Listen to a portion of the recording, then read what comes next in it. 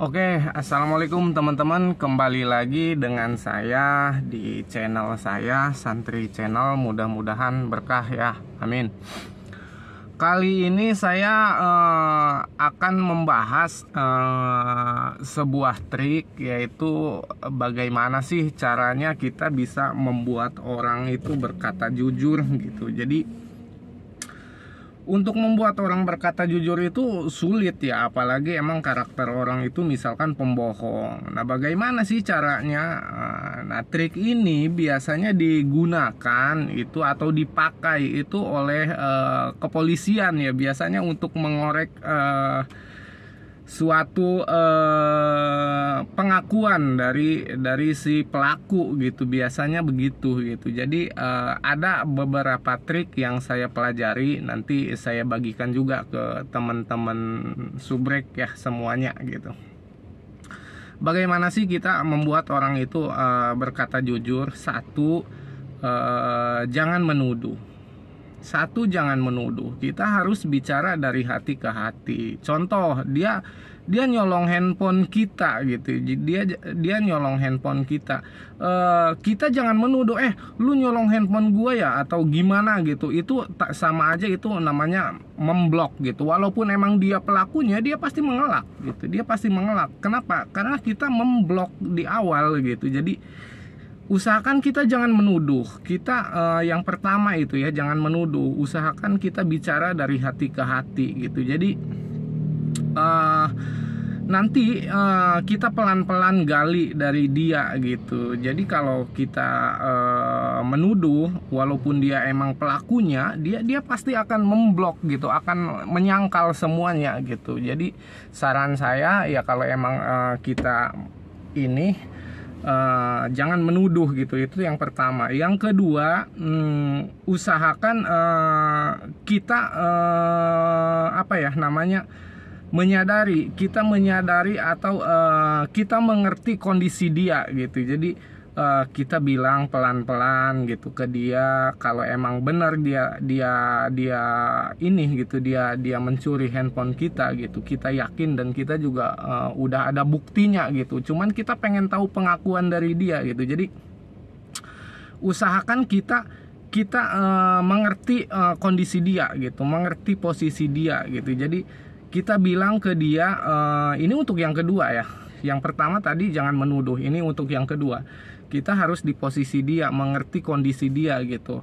Kita bilang ke dia, oh iya, saya mengerti kok kenapa kamu sampai melakukan itu. Saya mengerti, mungkin karena kamu lagi kelilit hutang, mungkin karena kamu emang lagi ada kebutuhan mendesak gitu. Jadi kita bicara pelan-pelan ke dia, saya mengerti, dan itu tidak apa-apa gitu. Dan itu lazim, semua orang juga begitu. Jadi seolah-olah kita mengerti kesusahannya gitu.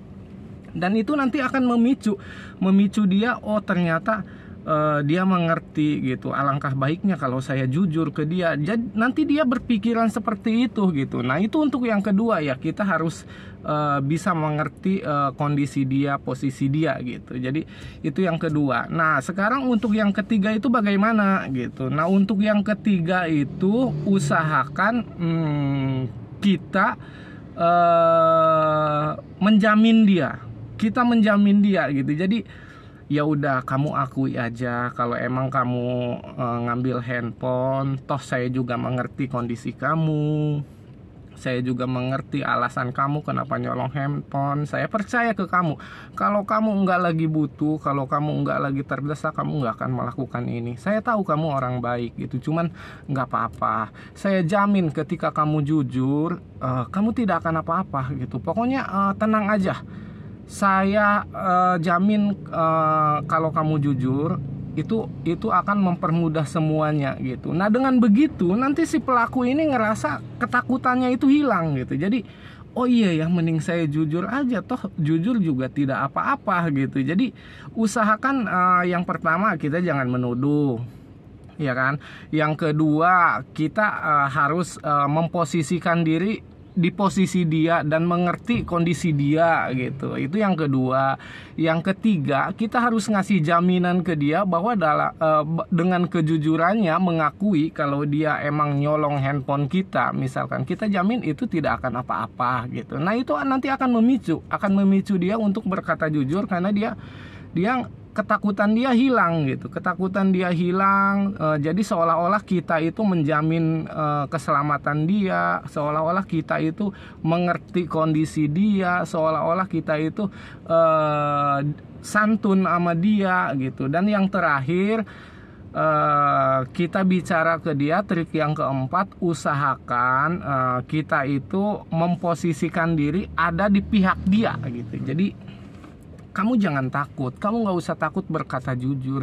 Kenapa? Karena saya ada di pihak kamu gitu. Jadi itu trik itu yang selalu saya pakai ketika saya mengorek orang untuk berkata jujur. Itu saya selalu pakai trik itu secara perlahan dari hati ke hati gitu ya. Jadi yang pertama, jangan menuduh. Kalau menuduh, walaupun dia pelakunya, dia langsung memblok, dia langsung mengelak gitu. Yang pertama. Yang kedua, usahakan kita mengerti kondisi dia, kenapa dia melakukan itu. Kita mengerti gitu kondisi dia. Saya percaya kamu orang baik, kamu melakukan ini mungkin karena kebutuhan, atau kamu terlilit hutang, atau terpaksa, atau gimana gitu. Jadi usahakan kita ada mengerti tentang dia gitu. Dan yang ketiga,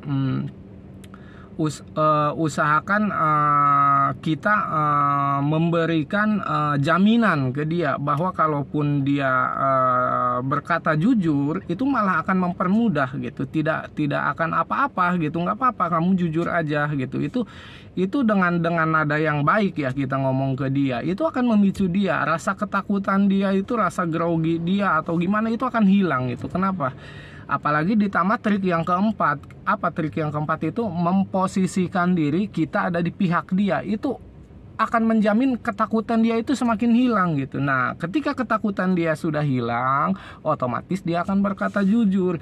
Oh iya Pak, terima kasih Pak udah mengerti saya. Iya, kemarin saya ngambil handphone Bapak, mohon maaf ya Pak. Dia pasti berkata seperti itu. Itu rata-rata trik yang digunakan oleh kepolisian juga ketika menginterogasi si pelaku pencurian atau pelaku apa gitu. Itu rata-rata trik itu gitu dipakai sama kepolisian. Dan kepolisian pun biasanya ditambah menggunakan ini ya, yang bisa membaca raut wajah atau lirikan mata kanan kiri. Itu juga biasanya kepolisian punya tim itu gitu, untuk menebak bahwa dia itu berbohong apa enggak gitu. Ditambah lagi dengan mesin robot yang bisa ini kan, sekarang tuh semakin canggih gitu, orang berbohong itu ketahuan gitu sama pihak kepolisian. Nah, itu mungkin trik sederhana yang tidak susah yang saya saranin untuk teman-teman subrek ya, subrek semuanya. Jadi mudah-mudahan ini bermanfaat bagi teman-teman dan menjadi edukasi yang baik bagi teman-teman semuanya. Mudah-mudahan ya. Terima kasih, mungkin itu aja dari saya. Kurang lebihnya saya mohon maaf. Wabillahi taufiq wal hidayah. Wassalamualaikum warahmatullahi wabarakatuh.